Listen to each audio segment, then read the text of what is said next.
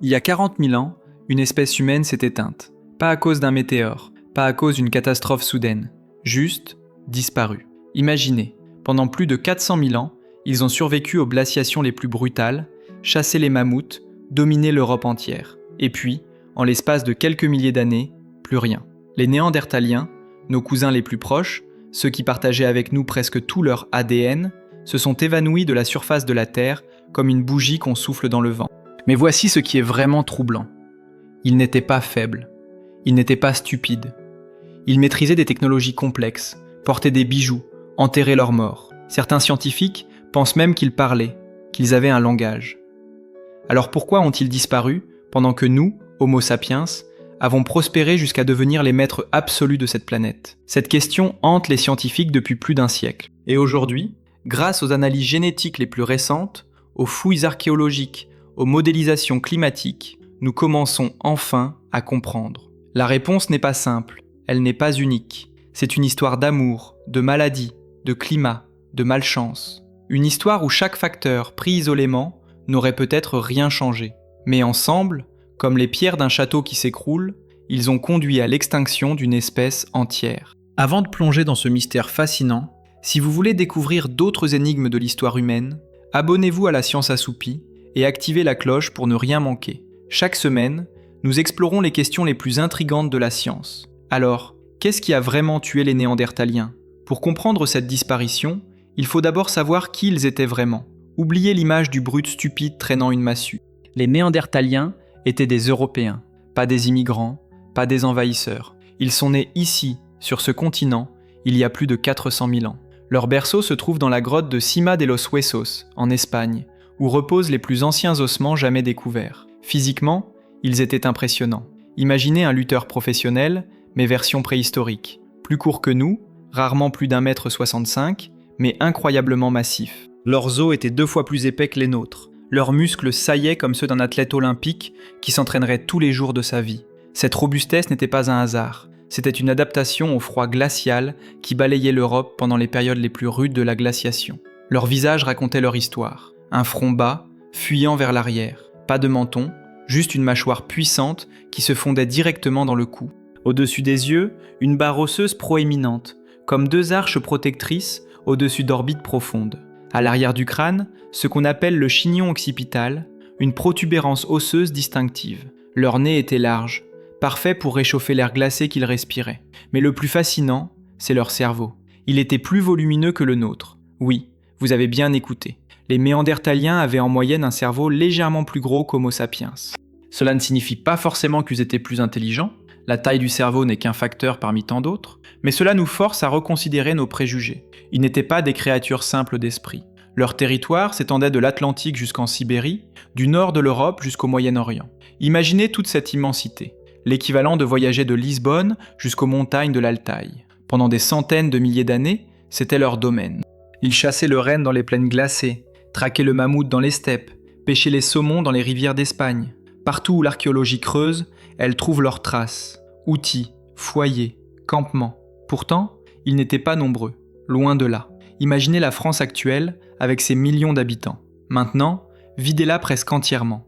Ne gardez que 5000 personnes, dispersées de Lille à Marseille, de Brest à Strasbourg. C'est à peu près la densité de population des Néandertaliens. Pour toute l'Europe, les scientifiques estiment qu'ils n'ont jamais été plus de 70 000 individus au maximum. Et la plupart du temps, bien moins. Ils vivaient en petits groupes, comme des familles élargies. 15 personnes par-ci, 30 par-là, rarement plus. Ces clans nomadisaient sur d'immenses territoires, suivant les troupeaux de gibier, s'installant près des rivières, se réfugiant dans les grottes quand le froid devenait insupportable. Mais attention, nomade ne signifie pas errant au hasard. Ils connaissaient leur territoire comme le dos de leurs mains. Chaque source d'eau, chaque gisement de silex pour fabriquer leurs outils, chaque passage de migration des animaux. Leur vie était rude. Les squelettes retrouvés en témoignent. Des fractures multiples, souvent mal soignées. Des signes d'arthrose précoce, même chez les jeunes adultes. Les mailles de leurs dents portent des stries, comme des cicatrices internes, témoins des périodes de famine qu'ils ont traversées. Imaginez des enfants dont la croissance s'arrête brutalement pendant des mois parce que la nourriture manque, puis reprend quand les conditions s'améliorent. Ces arrêts de croissance marquent les dents, comme les cernes marquent les arbres. Pourtant, malgré toute cette dureté, ils prenaient soin les uns des autres. Dans la grotte de Shanidar, en Irak, les archéologues ont découvert le squelette d'un homme qui avait perdu un bras, qui était aveugle d'un œil, qui boitait sévèrement. Il aurait dû mourir rapidement, incapable de chasser, de se défendre. Mais non, il a vécu jusqu'à un âge avancé pour l'époque. Quelqu'un l'a nourri, quelqu'un l'a protégé, quelqu'un a pris soin de lui pendant des années. C'est ça aussi les Néandertaliens. Ils enterraient leurs morts. Pas comme nous le faisons aujourd'hui, avec des cérémonies élaborées, mais avec respect. Des corps déposés dans des fosses, parfois accompagnés de fleurs. Les pollens fossilisés en témoignent. Certains squelettes étaient recouverts d'ocre rouge, ce pigment qu'ils extrayaient et broyaient. Pourquoi rouge ? Nous ne le saurons peut-être jamais. Mais le simple fait qu'ils l'utilisent nous dit qu'ils pensaient à l'après, qu'ils avaient une forme de spiritualité, une conscience de la mort qui dépassait la simple survie. Et leurs outils, pendant longtemps, on les a sous-estimés. On pensait qu'ils ne savaient fabriquer que des objets grossiers, des pierres taillées simplement. Erreur. Et maîtriser une technique appelée débitage levallois, qui exige une planification mentale incroyable. Il faut imaginer la forme finale de l'outil avant même de commencer à frapper le silex. Il faut anticiper comment la pierre va se briser, calculer les angles, prévoir chaque geste. C'est comme résoudre un puzzle tridimensionnel dans sa tête avant de commencer. Plus impressionnant encore, il fabriquait de la colle. Pas n'importe quelle colle. Du goudron de bouleau, obtenu en chauffant l'écorce à une température précise, sans la brûler complètement. Trop froid, rien ne se passe. Trop chaud, tout part en fumée. Il faut un contrôle parfait du feu. Cette colle leur servait à fixer des manches en bois sur leurs outils en pierre. Imaginez tenir un racloir tranchant à main nue versus le tenir avec un manche solide. La différence est énorme. Et ils ont inventé cette technologie il y a plus de 200 000 ans. Certains sites révèlent même des outils en os, des lissoirs pour travailler le cuir, sculptés dans des côtes de cerf, des percuteurs, des couteaux, des ciseaux. Une vraie industrie osseuse, aussi diverse que celle d'Homo sapiens à la même époque. Pendant longtemps, quand les archéologues trouvaient de tels outils dans des couches néandertaliennes, ils pensaient qu'il y avait eu contamination, que les couches s'étaient mélangées. Impossible que Néandertal ait fait ça tout seul. Il devait avoir copié Sapiens. Mais les datations ne mentent pas. Ces outils ont été fabriqués avant même que Sapiens n'arrive en Europe. Les Néandertaliens portaient aussi des bijoux, des coquillages percés, enfilés comme des perles, des serres d'aigle, récupérés avec soin, peut-être portés comme des pendentifs. Pourquoi ? Pour se distinguer ? Pour marquer un statut ? Pour séduire ? Nous l'ignorons. Mais le simple fait qu'ils recherchaient la beauté, qu'ils voulaient se parer, nous rapproche. Ils n'étaient pas que des machines de survie. Ils avaient une vie intérieure, des désirs esthétiques. Pendant des centaines de millénaires, cette espèce a prospéré. Elle a survécu à des glaciations qui auraient anéanti d'autres créatures. Elle s'est adaptée, a évolué, a développé une culture riche. Mais quelque chose allait changer, quelque chose d'irréversible. Parce qu'au sud, en Afrique, une autre espèce humaine grandissait, se développait, se préparait à conquérir le monde. Et quand ces deux humanités se sont rencontrées, l'une d'elles n'allait pas survivre. Il y a environ 50 000 ans, des silhouettes nouvelles commencent à apparaître à la limite sud de l'Europe néandertalienne. Des hommes plus grands, plus élancés. Leur front est haut, bombé. Ils ont un menton. Leur corps est moins massif. Leurs os plus fins. Ce sont des Homo sapiens, nos ancêtres directs. Ils viennent d'Afrique, portant avec eux des technologies jamais vues en Europe, des maladies inconnues et une démographie en pleine expansion. La rencontre n'a pas été immédiate. Imaginez deux vagues qui se rapprochent lentement, millénaire après millénaire. D'abord, Sapiens explore le Moyen-Orient, puis il remonte vers le nord. Les premiers contacts se font probablement par hasard. Un groupe de Néandertaliens croise un groupe de Sapiens près d'une rivière, dans une forêt. Que s'est-il passé lors de ces premières rencontres ? Ont-ils fui ? Se sont-ils battus ? Se sont-ils observés de loin, méfiants ? Nous savons aujourd'hui, grâce à l'ADN, qu'ils se sont aussi reproduits ensemble. Dans nos gènes modernes, nous portons tous, enfin, tous ceux qui ne sont pas d'origine africaine subsaharienne, environ 2% de gènes néandertaliens. Cela peut sembler peu, 2%, mais c'est énorme quand on y pense. Cela signifie que nos ancêtres et les néandertaliens se sont croisés, se sont accouplés, ont eu des enfants viables. Certains de ces enfants ont survécu, ont eu leurs propres enfants, et ainsi de suite jusqu'à aujourd'hui. Cette hybridation s'est produite principalement au Proche-Orient, il y a entre 50 000 et 43 000 ans, sur une période d'environ 7 millénaires. 7 000 ans de contact, de mélange, d'échange. Imaginez le tableau. Dans certaines régions, les deux espèces cohabitaient. Peut-être même dans les mêmes campements, qui sait. Les enfants métis grandissaient, apprenaient des deux cultures. Mais cette cohabitation n'était pas équilibrée.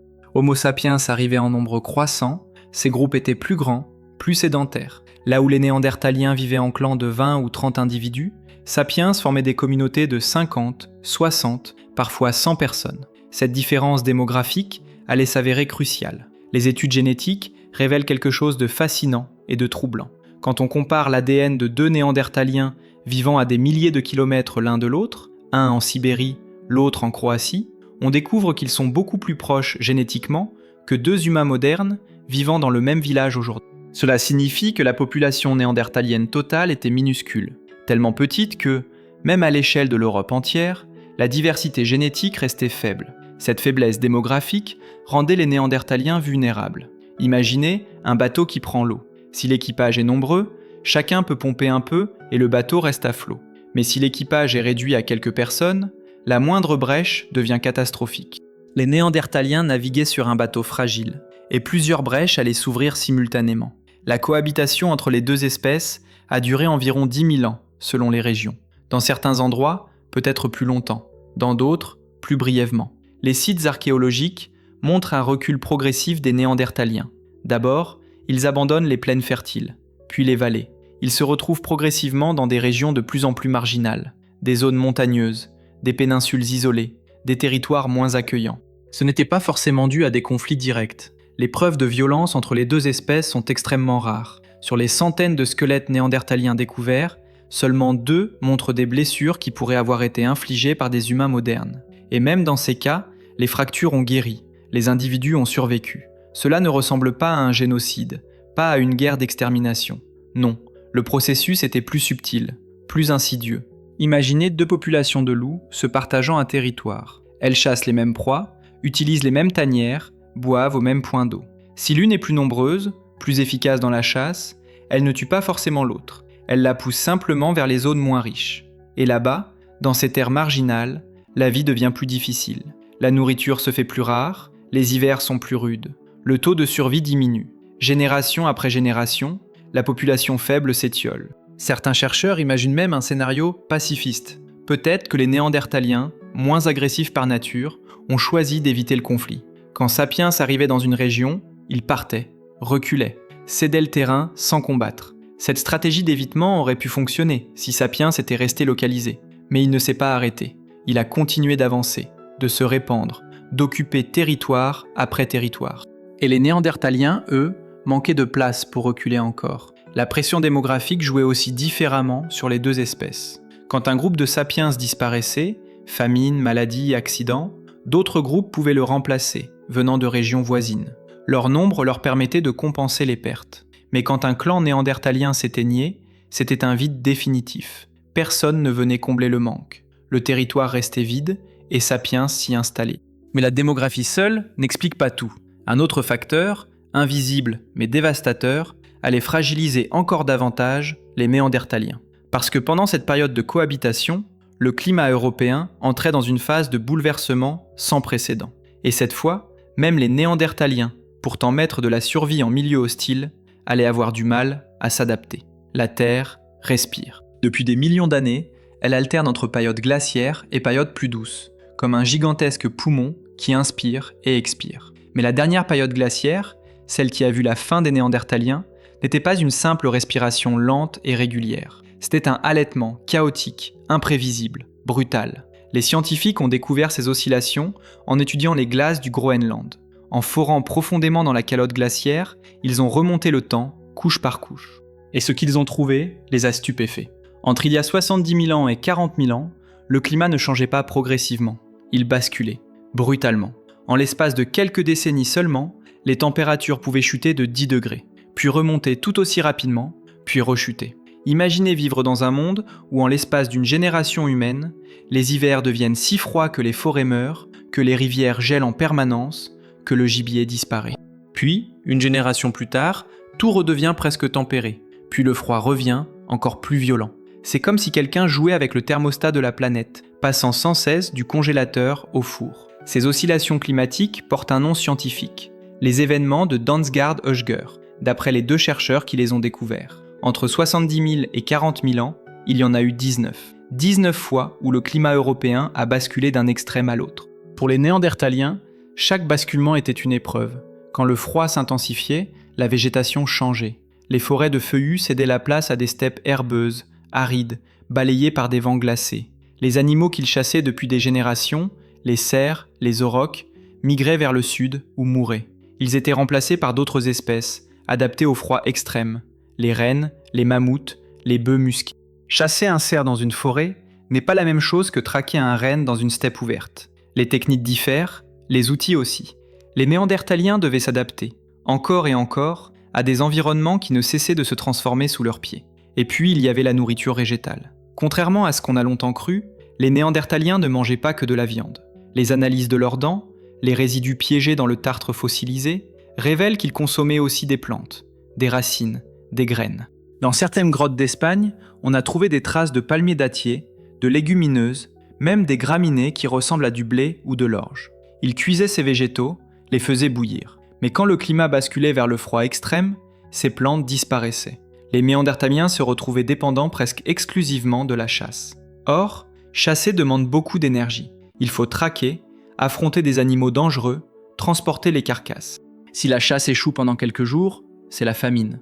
Les stries sur leurs dents témoignent de ces périodes difficiles, des périodes où ils mouraient de faim, où les enfants arrêtaient de grandir, où les adultes devenaient si faibles qu'ils pouvaient à peine marcher. Les fouilles archéologiques montrent que pendant les périodes de froid intense, les Néandertaliens développaient des comportements désespérés. À la grotte de Pêche de Lazé, en France, les archéologues ont découvert des os d'animaux raclés jusqu'au moindre centimètre. Même les phalanges des pieds, ces tout petits os qui contiennent à peine une goutte de moelle, avaient été brisés, vidés. Normalement, on ne s'embête pas avec ces os.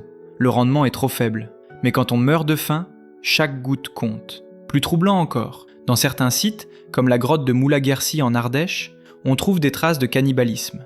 Des os humains mélangés aux os d'animaux, brisés de la même manière, portant les mêmes marques de découpe.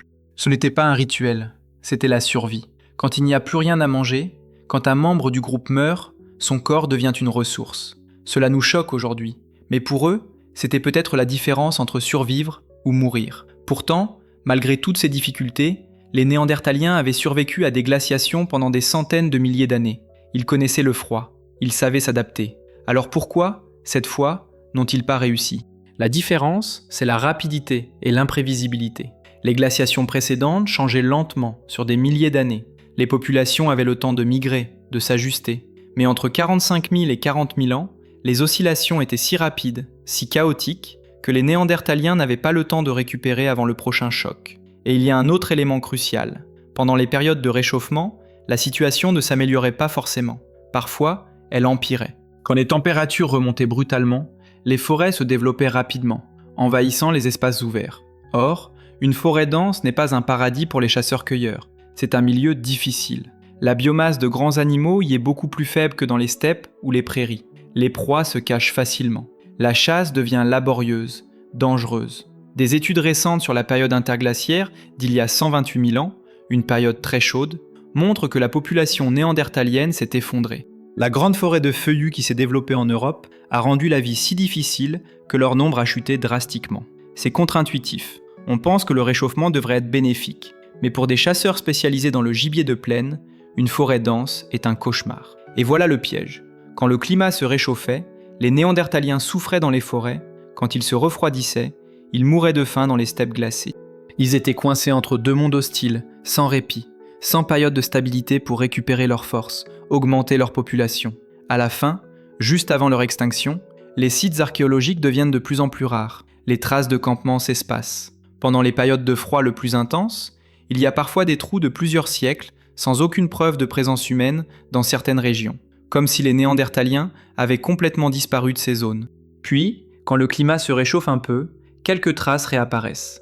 Mais chaque cycle les affaiblissait davantage. Le climat seul n'a probablement pas tué les Néandertaliens, mais il les a fragilisés, il a réduit leur nombre, il a isolé les groupes les uns des autres. Et cette fragilisation allait les rendre encore plus vulnérables à tous les autres dangers qui s'accumulaient. Parce qu'une espèce affaiblie, avec une population réduite, dispersée en petits groupes isolés, devient extraordinairement fragile.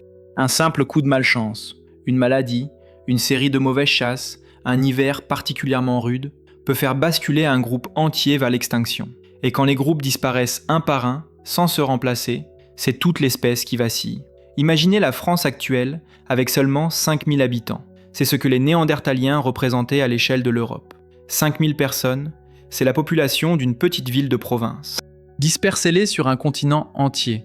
Divisez-les en groupes de 20 ou 30 individus, séparés par des centaines de kilomètres. Soudain, la fragilité devient évidente. Dans un tel contexte, la démographie n'est plus seulement un chiffre, c'est une question de survie.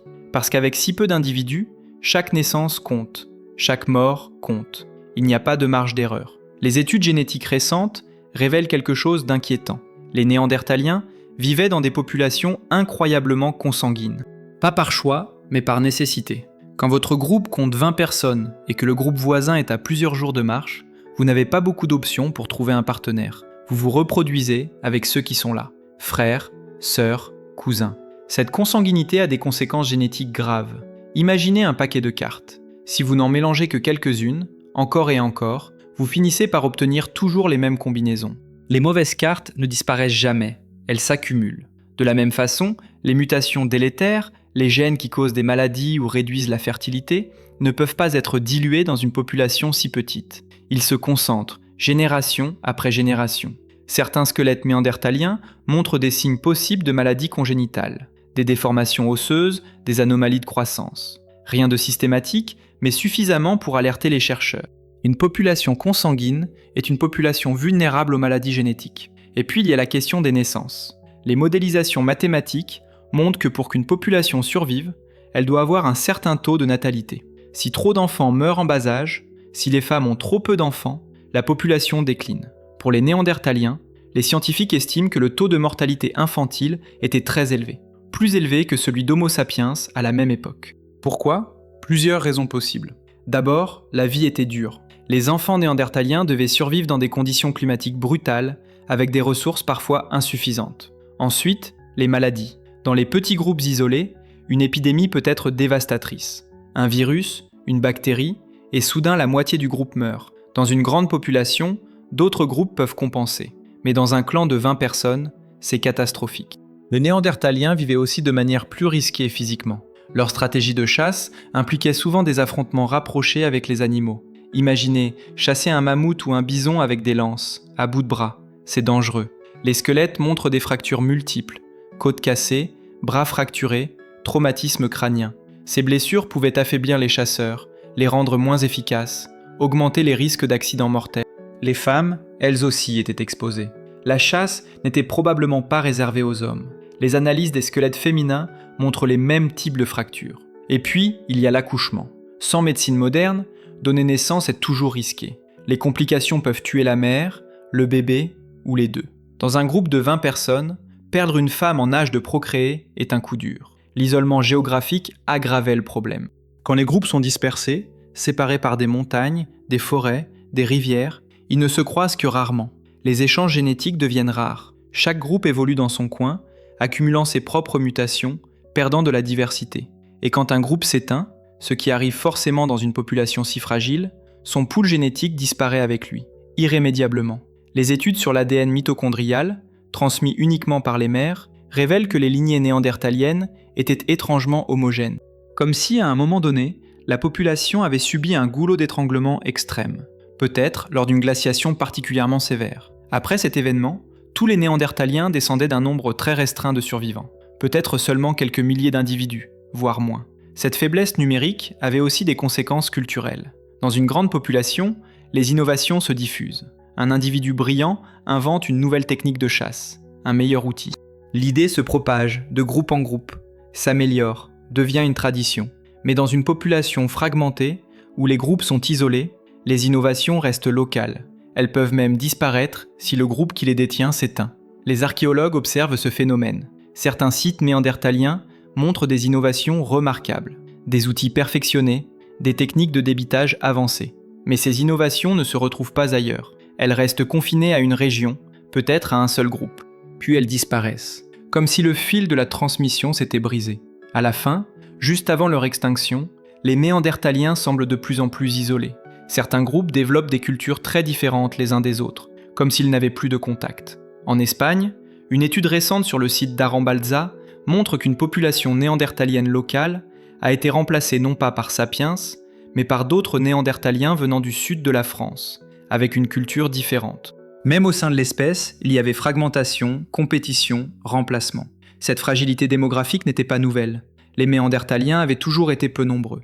Mais combinée aux autres facteurs, le climat chaotique, l'arrivée de Sapiens, elle devenait fatale. Parce qu'une population déjà faible ne peut pas encaisser plusieurs coups simultanés. Elle vacille, chancelle, puis tombe.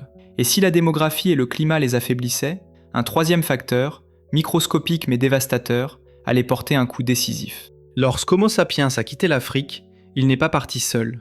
Dans son corps, invisible mais bien réel, il transportait tout un écosystème. Des bactéries, des virus, des parasites. Des agents pathogènes qui avaient évolué avec lui pendant des centaines de milliers d'années sur le continent africain. Des maladies tropicales contre lesquelles il avait développé des défenses, des résistances. Les Néandertaliens, eux, n'avaient jamais rencontré ces maladies. Leur système immunitaire, parfaitement adapté aux pathogènes européens, les infections bactériennes des blessures, les encéphalites transmises par les tiques des forêts sibériennes, était complètement naïf face à ces nouveaux envahisseurs venus d'Afrique. Imaginez un village isolé du monde pendant des siècles. Les habitants ont développé une résistance naturelle aux maladies locales. Puis, un jour, des étrangers arrivent. Ils portent avec eux des virus inconnus. En quelques semaines, la moitié du village tombe malade. C'est exactement ce qui s'est passé lors de la colonisation des Amériques. Les Européens ont apporté la variole, la rougeole, la grippe. Des maladies relativement bénignes pour eux sont devenues des tueurs de masse pour les populations amérindiennes qui n'y avaient jamais été exposées. Le même scénario a très probablement eu lieu en Europe, il y a 45 000 ans. Mais cette fois, c'était les Néandertaliens qui jouaient le rôle des Amérindiens. Et Sapiens, celui des Européens porteurs de maladies. Les analyses génétiques des pathogènes anciens sont formelles. Certaines maladies que nous portons encore aujourd'hui sont beaucoup plus vieilles qu'on ne le pensait. Helicobacter pylori, cette bactérie qui provoque des ulcères d'estomac, aurait infecté Homo sapiens en Afrique il y a plus de 100 000 ans. Elle s'est ensuite propagée en Europe il y a environ 50 000 ans, exactement au moment de l'arrivée de Sapiens sur le continent. L'herpès génital, causé par le virus herpès simplex de type 2, raconte une histoire similaire. Son génome indique qu'il a été transmis à l'homme en Afrique il y a plus d'1 million d'années par une autre espèce d'hominidés, aujourd'hui disparue. Sapiens l'a ensuite apporté en Europe, là où les Néandertaliens attendaient, sans défense. Ces maladies n'étaient pas forcément mortelles en elles-mêmes. Un ulcère d'estomac ne tue pas instantanément. L'herpès génital est chronique, récurrent, mais rarement fatal. Le problème, c'est leur effet cumulatif. Imaginez être constamment affaibli. Des douleurs d'estomac qui rendent la digestion difficile. Des poussées d'herpès qui vous épuisent. Vous pouvez encore chasser, encore survivre, mais vous êtes moins efficace. Vous vous fatiguez plus vite. Et dans un monde où chaque once d'énergie compte, où la moindre faiblesse peut signifier la différence entre manger et mourir de faim, ces maladies chroniques deviennent handicapantes. Le ténia, ce ver parasite intestinal, était probablement aussi du voyage. Il se transmet par la consommation de viande insuffisamment cuite, une pratique courante chez les chasseurs-cueilleurs. Le ténia ne tue pas directement, mais il vole une partie des nutriments que vous ingérez. Dans une période d'abondance, ce n'est pas grave, mais quand la nourriture se fait rare, quand chaque calorie compte, avoir un parasite qui vous vole votre repas peut faire la différence entre survivre et dépérir. La tuberculose aussi peut-être. Cette maladie bactérienne qui attaque les poumons est très ancienne. Des traces ont été trouvées sur des squelettes humains datant de milliers d'années. Elle se transmet facilement dans les groupes vivant en contact étroit, exactement la situation quand deux espèces commencent à cohabiter, à partager des campements, à s'hybrider. Mais le plus insidieux, c'est que l'hybridation elle-même a pu faciliter la transmission. Quand Néandertaliens et Sapiens se sont reproduits ensemble, ils ont échangé plus que des gènes. Ils ont échangé des fluides corporels, des bactéries, des virus. Le sexe est l'un des meilleurs moyens de transmettre des maladies. Et nous savons, grâce aux analyses génétiques, que des milliers d'accouplements ont eu lieu sur des milliers d'années. Ironiquement, cet échange génétique a aussi profité à Sapiens. Certains gènes néandertaliens que nous avons hérités sont liés au système immunitaire. Ils nous ont apporté une résistance accrue à certaines infections locales européennes. En couchant avec les Néandertaliens, nos ancêtres ont en quelque sorte téléchargé des mises à jour immunitaires. Des défenses contre des pathogènes qu'ils n'avaient jamais rencontrés en Afrique, mais qui sévissaient en Europe depuis des centaines de milliers d'années. Les Néandertaliens, en revanche, n'ont pas eu cette chance. Ou plutôt, ils ne l'ont pas eu assez rapidement. Peut-être que certains individus métis, porteurs de gènes immunitaires de Sapiens, étaient mieux protégés. Mais le flux génétique allait principalement dans un sens, de Néandertal vers Sapiens. La population néandertalienne était trop petite, trop fragmentée, pour absorber et diffuser rapidement les avantages génétiques venus d'hybridation. Les chercheurs de Cambridge et d'Oxford qui ont étudié ce phénomène parlent d'un réservoir de maladies tropicales apportées par les humains modernes. Pour les Néandertaliens vivant en Eurasie, adaptés à leur environnement géographique spécifique, l'exposition à ces nouveaux pathogènes importés d'Afrique a dû être catastrophique. Pas forcément sous forme d'une épidémie foudroyante qui décime tout le monde en quelques mois. Non. Plutôt comme une série de vagues lentes, chroniques, qui affaiblissent progressivement la population. Une étude anatomique récente suggère même que les Néandertaliens souffraient d'un handicap structural qui les rendait plus vulnérables aux infections. Leur trompe d'Eustache, les petits canaux qui relient l'oreille moyenne à la gorge, avaient une forme particulière qui ne changeait pas avec l'âge. Chez les humains modernes, ces trompes s'allongent et se redressent en grandissant, ce qui réduit les risques d'infection de l'oreille à l'âge adulte. Mais chez les Néandertaliens, elles restaient courtes et horizontales toute la vie. Résultat, les otites chroniques. Ces infections de l'oreille qui, chez nous, touchent surtout les enfants et disparaissent en grandissant, les affligeaient probablement toute leur vie. Une otite, ça semble anodin, mais chronique, c'est épuisant. Douleur constante, perte auditive, risque de pneumonie si l'infection se propage aux poumons. Et pour un chasseur, bien entendre est crucial. Pour détecter un prédateur, pour communiquer avec son groupe pendant la chasse. Un Néandertal constamment malade, sourd d'une oreille, affaibli, devient un poids pour son clan. La période de cohabitation entre Sapiens et Néandertal, environ 10 000 ans, peut sembler longue pour une simple épidémie. On imagine qu'une maladie tue rapidement ou épargne. Mais les chercheurs soulignent que dans des populations aussi petites et dispersées, les modalités de transmission étaient très différentes de ce que nous connaissons aujourd'hui. Une maladie pouvait se propager lentement, par vagues successives, touchant un groupe ici, puis un autre là-bas, des années plus tard. Imaginez un scénario. Un groupe de Sapiens rencontre un groupe de Néandertaliens. Ils commercent, s'hybrident, cohabitent quelques années. Des maladies passent d'un côté à l'autre. Puis les groupes se séparent. Les Néandertaliens malades retournent dans leur région. Certains meurent, d'autres survivent, mais affaiblis. Quelques années plus tard, ce groupe affaibli rencontre un autre groupe de Néandertaliens. Les maladies se transmettent à nouveau. Et ainsi de suite, clan après clan, génération après génération. Ce n'est pas une épidémie éclair, c'est une érosion lente, inexorable. Et le pire, c'est que les Néandertaliens ne pouvaient pas vraiment fuir. Contrairement aux maladies qui se propagent par l'eau ou l'air, celles transmises par contact rapproché ou reproduction nécessitent une proximité. Mais dans un continent où les groupes se croisent inévitablement, autour des mêmes points d'eau, dans les mêmes vallées fertiles, l'évitement total était impossible. Les maladies n'ont probablement pas tué tous les Néandertaliens, mais elles ont contribué à affaiblir une population déjà fragile. Elles ont augmenté la mortalité, elles ont réduit l'efficacité des chasseurs. Elles ont peut-être même baissé la fertilité, directement ou indirectement. Et quand on combine cela avec le climat chaotique, la faiblesse démographique, la pression de Sapiens, le tableau devient très sombre. Les maladies étaient la pièce invisible du puzzle, celle qu'on ne voit pas dans les fossiles, qu'on ne lit pas directement dans les strates géologiques. Mais elles étaient là, silencieuses, mortelles. Et elles ont joué leur rôle dans la disparition d'une espèce entière. Pourquoi les Néandertaliens ont-ils disparu ? Partie 2. Les chercheurs ont longtemps cherché une explication catastrophique à l'extinction des Néandertaliens. Un événement dramatique, un cataclysme.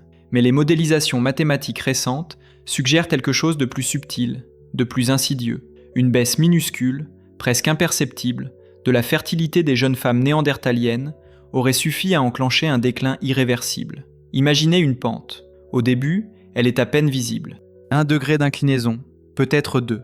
On peut encore marcher normalement. Mais si vous placez une bille au sommet, elle commence à rouler, lentement d'abord, puis de plus en plus vite, jusqu'à devenir incontrôlable. C'est exactement ce qui s'est passé avec la démographie néandertalienne. Les scientifiques du CNRS ont développé des modèles pour comprendre comment une population peut disparaître en 10 000 ans. Pas instantanément, pas brutalement, mais de manière progressive, comme une marée qui se retire millimètre par millimètre. Ils ont testé différents scénarios. Une augmentation de la mortalité infantile ? Non, ça aurait été trop rapide, trop visible dans les archives archéologiques. Une guerre avec Sapiens ? Impossible. On n'a pratiquement aucune preuve de violence entre les deux espèces. Mais une baisse très légère de la fertilité chez les femmes de moins de 20 ans, là, les calculs fonctionnent. Imaginez qu'une jeune femme néandertalienne, au lieu d'avoir son premier enfant à 18 ans, l'ait à 22 ans. 4 ans de différence. Ça semble rien, mais sur une vie reproductive, ça signifie peut-être un enfant de moins au total. Multipliez cela par des milliers de femmes, sur des milliers d'années, le nombre d'enfants diminue. la population commence à décroître. Pourquoi cette baisse de fertilité ? Plusieurs hypothèses. Le stress nutritionnel d'abord. Quand une jeune femme ne mange pas assez pendant sa croissance, son corps retarde la puberté, réduit la fertilité. C'est une réponse biologique automatique. Le corps se dit « Les conditions ne sont pas bonnes pour faire des enfants, attendons ». Les périodes de famine répétées, causées par le climat chaotique, ont pu retarder l'âge des premières règles, réduire la régularité des cycles. Les maladies chroniques aussi. Rappelez-vous Helicobacter pylori, cette bactérie venue d'Afrique avec Sapiens. Elle cause des ulcères, des inflammations. Des études modernes montrent qu'elle peut aussi affecter la fertilité féminine, de manière indirecte, en affaiblissant le corps, en perturbant le système hormonal. Une femme constamment malade, épuisée, a moins de chances de tomber enceinte. Et puis il y a le stress psychologique. Oui, même chez les Néandertaliens. Quand l'environnement devient hostile, quand les ressources se font rares, quand un groupe sent qu'il est en danger, le stress chronique peut réduire la fertilité. C'est documenté chez tous les mammifères. Le corps humain ne fait pas exception. Les analyses des squelettes féminins montrent quelque chose de troublant. Les femmes néandertaliennes portent les mêmes types de fractures que les hommes. Côtes cassées, bras fracturés, traumatismes. Cela suggère qu'elles participaient activement à la chasse, qu'elles affrontaient les mêmes dangers. Or, une femme enceinte qui chasse le mammouth prend des risques énormes. Une chute, un coup, et c'est la fausse couche. Peut-être même la mort. Homo sapiens, lui, semble avoir développé une division du travail plus marquée. Les hommes chassent le gros gibier, les femmes s'occupent de la cueillette, des enfants, des tâches autour du campement.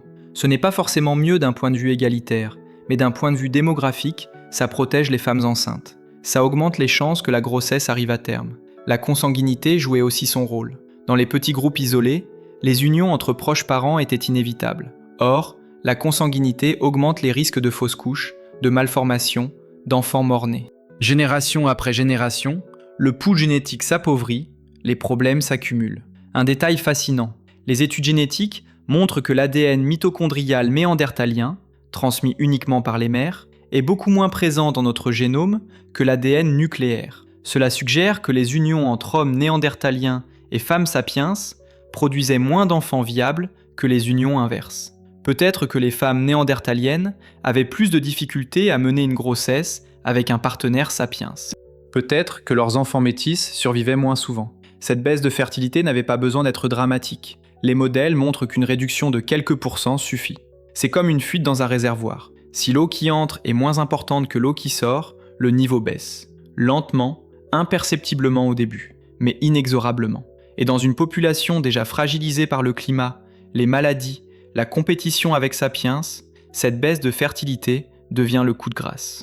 Chaque génération compte un peu moins d'individus que la précédente. Les groupes rétrécissent. Les clans s'éteignent un à un, sans remplacement, jusqu'à ce qu'il ne reste plus personne. Mais la fertilité réduite n'était qu'un aspect du problème, parce que pendant ce temps, une autre pression s'intensifiait, la lutte pour les ressources. Imaginez deux familles de loups chassant dans la même forêt. Tant que le gibier est abondant, elles peuvent coexister. Chacune trouve de quoi manger. Mais si une sécheresse frappe, si les cerfs migrent, si les proies se font rares, soudain le territoire devient trop petit pour deux. Elles ne vont pas forcément se battre à mort, mais la plus forte, la plus nombreuse, finira par dominer les meilleurs coins de chasse. L'autre devra se contenter des restes. Entre Néandertaliens et Sapiens, c'était pareil. Ils chassaient les mêmes animaux, ils recherchaient les mêmes abris, ils avaient besoin des mêmes ressources. Eau, bois pour le feu, silex pour les outils.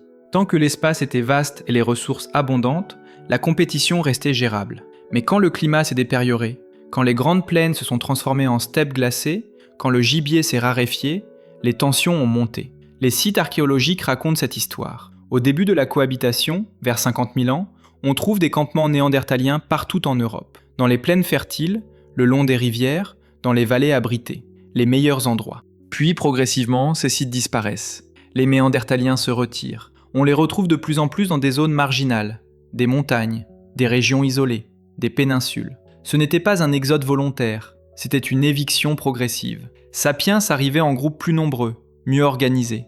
Quand un groupe de 30 Néandertaliens rencontrait un groupe de 100 Sapiens, le rapport de force était évident, pas besoin de se battre. Les Néandertaliens comprenaient qu'ils étaient en infériorité numérique et partaient. Certains chercheurs imaginent même un scénario pacifiste. Les Néandertaliens auraient été naturellement moins agressifs, moins enclins au conflit. Face à l'arrivée de Sapiens, ils auraient choisi l'évitement plutôt que l'affrontement. Cette stratégie aurait pu fonctionner si Sapiens était resté localisé. Mais il ne s'est pas arrêté. Il a continué d'avancer, territoire après territoire. Et voilà le problème avec la stratégie d'évitement. Elle nécessite de l'espace pour reculer. Or, l'Europe n'est pas infinie. Au sud, la Méditerranée. À l'ouest, l'Atlantique. Au nord, les glaces. À l'est, des steppes arides. Les Néandertaliens se sont retrouvés acculés, repoussés vers les derniers refuges habitables. La compétition jouait aussi différemment selon les espèces. Homo sapiens avait diversifié son alimentation. Il ne chassait pas seulement le gros gibier, il pêchait. Il ramassait des coquillages sur les côtes. Il piégeait les petits animaux, lièvres, oiseaux. Il cueillait une grande variété de plantes. Cette diversité le rendait résilient. Si le mammouth manquait, il mangeait du poisson. Si le poisson manquait, il cueillait des racines. Les Néandertaliens, eux, étaient plus spécialisés. Pas exclusivement carnivores comme on l'a longtemps cru, mais tout de même très dépendants de la chasse au gros gibier. Leur métabolisme, leur physiologie, tout était optimisé pour cela. Leur corps massif nécessitait beaucoup de calories qu'ils obtenaient principalement de la viande.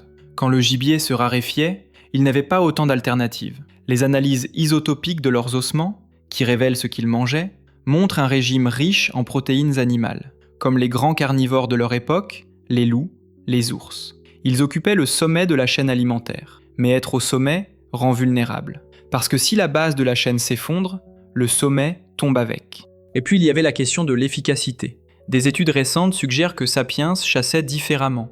Il utilisait peut-être des armes de jet, des saguets lancés à distance avec des propulseurs. Cela permettait d'abattre les animaux sans trop s'approcher, sans risquer sa vie.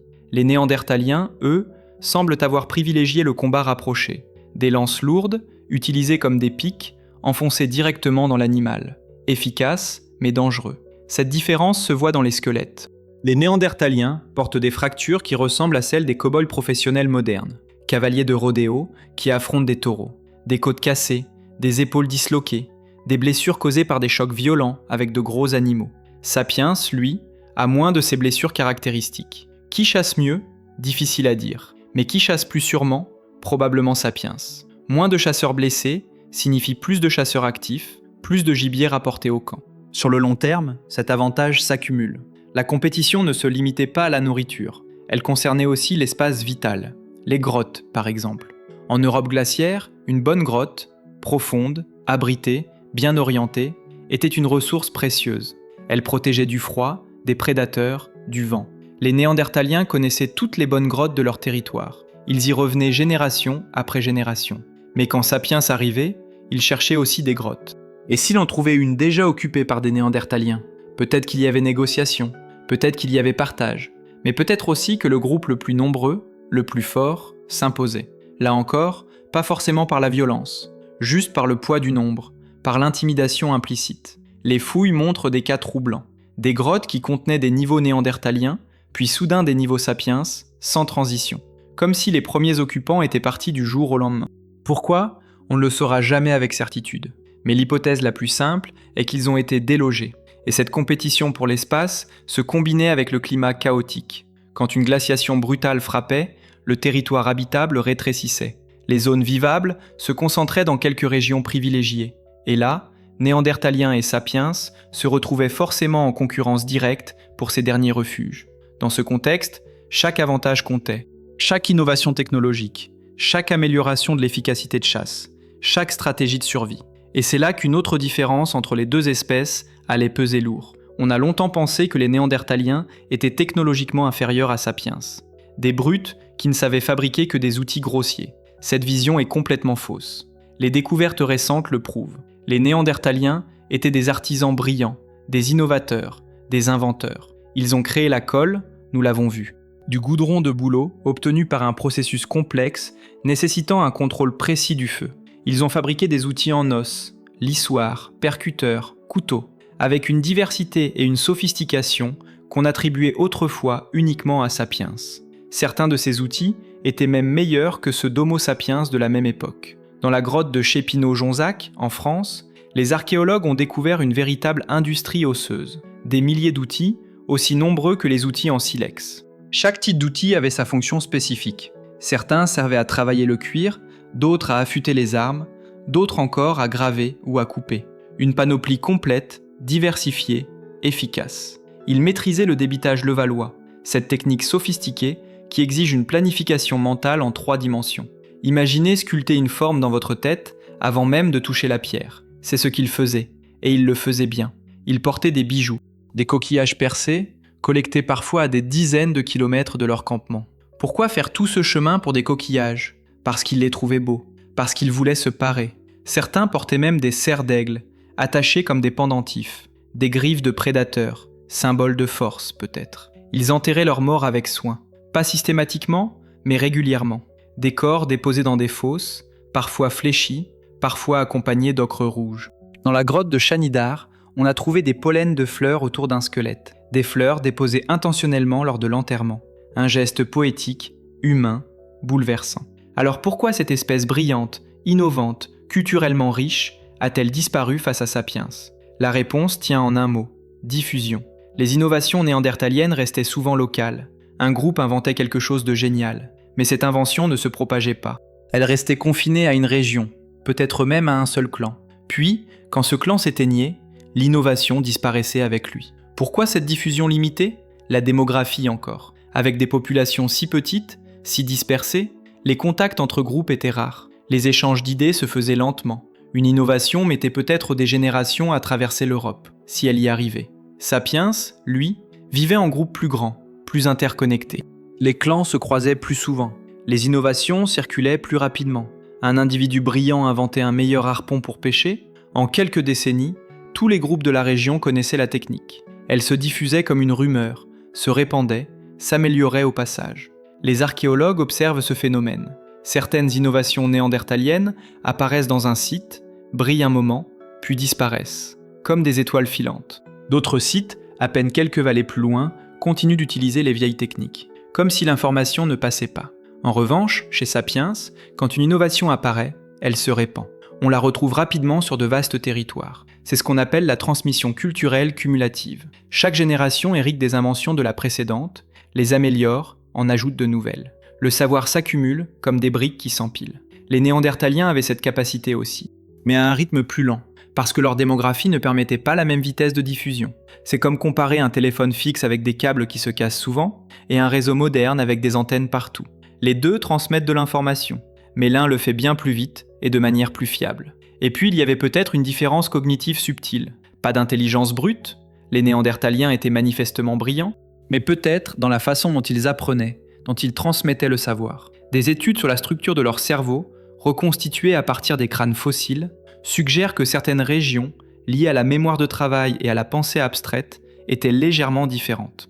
Attention, légèrement, pas de gouffre, juste une nuance. Comme la différence entre deux musiciens talentueux, dont l'un excelle en improvisation et l'autre en composition. Les deux sont excellents, mais leurs forces sont différentes. Cette différence, aussi minime soit-elle, combinée à la faiblesse démographique, créait un désavantage cumulatif. Sur une génération, aucune différence notable. Sur 10 générations, un léger écart. Sur 1000 générations, un fossé. Sapiens innovait plus vite, diffusait mieux, s'adaptait plus rapidement. Dans une période de bouleversement climatique, où les conditions changeaient tous les siècles, cette agilité technologique devenait cruciale. Celui qui s'adaptait le plus vite survivait. Celui qui traînait disparaissait. Et pourtant, malgré toutes ces différences, les deux espèces ont fait quelque chose d'extraordinaire. Quelque chose qui allait sceller le destin des Néandertaliens d'une manière que personne n'avait anticipée. Ils se sont aimés, ils se sont mélangés, ils ont eu des enfants ensemble. Et ces enfants portent en eux une histoire fascinante et tragique. Nous savons aujourd'hui que l'hybridation entre Néandertaliens et Sapiens n'était pas un événement rare, exceptionnel, c'était courant. Sur une période de 7000 ans environ, entre 50 000 et 43 000 ans, les deux espèces se sont croisées, se sont accouplées, ont fondé des familles métisses. Cette hybridation s'est produite principalement au Proche-Orient, là où Sapiens sortait d'Afrique et rencontrait les Néandertaliens qui occupaient déjà la région. Imaginez la scène. Un groupe de chasseurs sapiens, remontant du sud, croise un clan néandertalien près d'une rivière. Peut-être qu'ils se sont méfiés au début. Peut-être qu'ils ont gardé leur distance. Mais la curiosité l'a emporté. Ils ont échangé. Des outils peut-être, des techniques de chasse, des histoires autour du feu. Et puis, inévitablement, certains se sont attirés. Un jeune homme sapiens et une jeune femme néandertalienne. Ou l'inverse. Ils se sont regardés. Ils ont souri. Ils se sont rapprochés. Ils ont fait l'amour. 9 mois plus tard, un enfant naissait.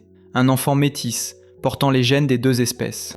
Cet enfant aurait pu être le premier d'une longue lignée de métissage, le début d'une fusion harmonieuse entre deux humanités. Mais ce n'est pas ce qui s'est passé. L'hybridation a fonctionné, oui, mais de manière asymétrique, déséquilibrée, fatale pour les Néandertaliens, parce que le flux génétique allait principalement dans un sens, de Néandertal vers Sapiens. Les humains modernes non africains d'aujourd'hui portent environ 2% de gènes néandertaliens. C'est peu, mais c'est universel. Pratiquement tous les Européens, Asiatiques, Amérindiens, ont un peu de Néandertal en eux. En revanche, dans l'autre sens, le flux était beaucoup plus faible. Les derniers Néandertaliens analysés génétiquement montrent très peu d'ADN sapiens dans leur génome. Cela signifie que les enfants métis, les hybrides, étaient généralement absorbés dans la population sapiens plutôt que dans la population néandertalienne. Pourquoi cette asymétrie ? Plusieurs raisons possibles. D'abord, la démographie. Sapiens étaient plus nombreux, beaucoup plus nombreux. Imaginez un petit lac qui se déverse dans un océan. L'eau du lac se dilue, se perd dans l'immensité. L'océan, lui, ne change presque pas. C'est ce qui s'est passé génétiquement. Ensuite, il y avait peut-être des problèmes de compatibilité reproductive. Certaines analyses suggèrent que les unions entre femmes néandertaliennes et hommes sapiens produisaient moins d'enfants viables. Peut-être des incompatibilités génétiques subtiles. Peut-être des différences physiologiques qui rendaient la grossesse plus difficile. Les études récentes montrent quelque chose de troublant. Dans notre génome moderne, il y a des déserts, des zones complètement dépourvues d'ADN néandertalien. Ces zones correspondent à des gènes essentiels. Cela signifie que certains gènes néandertaliens étaient incompatibles avec le reste du génome sapiens. Les hybrides qui les portaient ne survivaient pas, ou restaient stériles. C'est la sélection naturelle en action. Brutale, impersonnelle, efficace. Les gènes néandertaliens utiles ont été conservés. Ceux liés à l'immunité, à la résistance au froid, à la texture de la peau. Les gènes délétères ont été éliminés en quelques générations. Mais pour les néandertaliens, cette hybridation n'était pas un avantage. C'était une forme de dilution. Chaque fois qu'un néandertal avait un enfant avec un sapiens, cet enfant quittait généralement la communauté néandertalienne pour rejoindre le groupe sapiens, plus grand, plus stable. C'était un peu comme une hémorragie génétique lente. La population néandertalienne perdait des individus reproducteurs, un par un. Imaginez un petit village qui perd ses jeunes adultes, partis vivre dans la grande ville voisine. Génération après génération, le village se vide, les maisons restent vides, les écoles ferment. Finalement, il ne reste que des vieux, puis plus personne. C'est ce qui est arrivé aux Néandertaliens. Les dernières analyses génétiques montrent que certains Néandertaliens tardifs avaient des ancêtres sapiens récents. Cela prouve que l'hybridation continuait jusqu'à la fin. Mais cette hybridation accélérait leur disparition plutôt que de les sauver. Parce que les enfants métis ne restaient pas néandertaliens, ils devenaient sapiens. C'est une forme d'extinction paradoxale. Les néandertaliens n'ont pas complètement disparu. Ils vivent en nous, dans nos gènes, dans notre système immunitaire, dans la couleur de notre peau, la texture de nos cheveux. Environ 20% du génome néandertalien survit aujourd'hui, dispersé dans l'humanité actuelle. Mais en tant qu'espèce distincte, en tant que peuple, avec sa propre identité, sa propre culture, ils ont disparu. Absorbés, dilués, fondus dans la marée démographique de Sapiens. C'est à la fois une mort et une survie, une extinction et une continuation. Et cette absorption finale s'est déroulée dans les derniers refuges où les Néandertaliens se sont accrochés désespérément à l'existence. À la fin, ils n'étaient plus partout. Les vastes plaines d'Europe centrale étaient vides de leur présence. Les vallées fertiles du sud de la France, occupées par Sapiens. Les côtes méditerranéennes, colonisées. Les Néandertaliens s'étaient retrouvés repoussés vers les marges, vers les territoires les moins hospitaliers, le sud de l'Espagne, Gibraltar en particulier. Cette péninsule rocheuse qui s'avance dans la Méditerranée comme un dernier bastion. Les fouilles dans la grotte de Goram, à Gibraltar, ont révélé des traces néandertaliennes datant d'environ 28 000 ans. Peut-être même 24 000 ans, selon certaines datations controversées. Si ces dates sont exactes, cela signifie que ces derniers néandertaliens ont survécu des milliers d'années après que Sapiens ait colonisé le reste de l'Europe. Isolés, coupés du monde, accrochés à leurs rochers. Que faisaient-ils là ? Chassaient-ils encore les bouquetins dans les montagnes ? Pêchaient-ils dans les criques ? Se souvenaient-ils qu'autrefois leur peuple dominait tout un continent ? D'autres refuges ont existé. Le Caucase, ces montagnes escarpées entre la mer Noire et la mer Caspienne. Des sites néandertaliens tardifs y ont été trouvés, datant d'environ 32 000 ans. Là aussi, ils s'étaient réfugiés dans des zones difficiles d'accès, loin des routes principales de migration de Sapiens. La Crimée également, cette péninsule qui avance dans la mer Noire. Des traces néandertaliennes y persistent jusqu'à environ 30 000 ans. Encore une fois, un territoire périphérique, isolé, protégé par la géographie.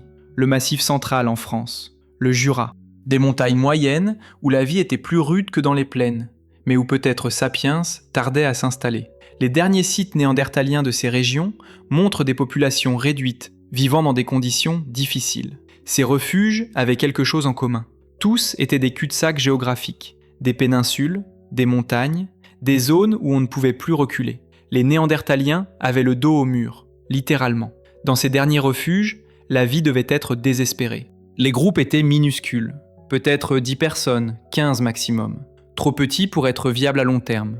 La consanguinité devait être extrême. Frères et sœurs, parents et enfants. Les maladies génétiques s'accumulaient. Les enfants naissaient plus faibles, moins nombreux. Les outils trouvés dans ces sites tardifs sont parfois plus frustes, moins élaborés, comme si le savoir-faire se perdait. Quand il ne reste qu'une poignée d'individus, la transmission des connaissances devient fragile. Si le meilleur tailleur de pierre meurt avant d'avoir formé un apprenti, la technique disparaît. Certains chercheurs imaginent les derniers Néandertaliens attendant, espérant peut-être voir arriver d'autres clans, scrutant l'horizon, mais personne ne venait, parce qu'il n'y avait plus personne. Les autres clans s'étaient éteints des années, des siècles plus tôt. Et puis, un jour, le dernier est mort. Peut-être une vieille femme, seule dans une grotte de Gibraltar. Peut-être un chasseur blessé dans les montagnes du Caucase. Nous ne saurons jamais qui était le dernier Néandertalien. Nous ne connaîtrons jamais son visage, son nom, ses dernières pensées. Mais une chose est sûre, à un moment précis, il y a environ 40 000 ans, peut-être un peu moins, le dernier représentant de cette espèce a fermé les yeux pour la dernière fois. Et avec lui, s'est éteinte une lignée vieille de plusieurs centaines de millénaires. Une histoire d'adaptation, de culture, de survie. Terminée. L'extinction des Néandertaliens nous enseigne quelque chose de profond. Elle nous montre qu'être intelligent ne suffit pas. Être culturellement sophistiqué ne suffit pas. Être bien adapté à son environnement ne suffit pas. Ce qui les a tués, ce n'est pas un seul facteur. Ce n'est pas le climat seul, ni Sapiens seul, ni les maladies seules. C'est la combinaison. La convergence malheureuse de multiples pressions simultanées frappant une population déjà fragile. Le climat les a affaiblis, rendant la survie plus difficile, dispersant les groupes. La faiblesse démographique les a rendus vulnérables, empêchant la diffusion des innovations, augmentant la consanguinité. Les maladies venues d'Afrique ont miné leur santé, réduit leur fertilité. La compétition avec Sapiens les a repoussés vers les marges. L'hybridation les a dilués génétiquement. Et la baisse de fertilité a enclenché le déclin final. Aucun de ces facteurs seuls n'aurait probablement suffi. Mais ensemble, ils ont créé une tempête parfaite. Une cascade de catastrophes qui s'est refermée sur eux comme un étau. Leur histoire résonne étrangement aujourd'hui. Elle nous rappelle que les espèces ne sont pas éternelles, que la domination peut être temporaire, qu'une civilisation brillante peut s'éteindre si les conditions se retournent contre elle. Nous, Homo sapiens, dominons maintenant cette planète comme aucune espèce avant nous. Nous avons conquis chaque continent, colonisé chaque écosystème. Nous nous croyons invincibles. Mais les Néandertaliens aussi devaient se croire invincibles, après 400 000 ans de règne sur l'Europe. Et pourtant, ils ont disparu. Pas instantanément, pas brutalement, lentement, presque imperceptiblement, comme une marée qui se retire, jusqu'à ce qu'il ne reste plus rien qu'un souvenir dans nos gènes. Si cette histoire vous a fasciné, si vous voulez explorer d'autres mystères de notre passé et de notre univers, abonnez-vous à La Science Assoupie et activez la cloche. Chaque semaine, nous plongeons dans les questions les plus captivantes de la science. Mettez un pouce bleu si vous avez aimé cette exploration. Et dites-nous en commentaire, selon vous, quel a été le facteur décisif dans la disparition des Néandertaliens? Merci d'avoir écouté. Et souvenez-vous, dans leurs gènes qui vivent encore en nous, les Néandertaliens ne sont jamais vraiment morts.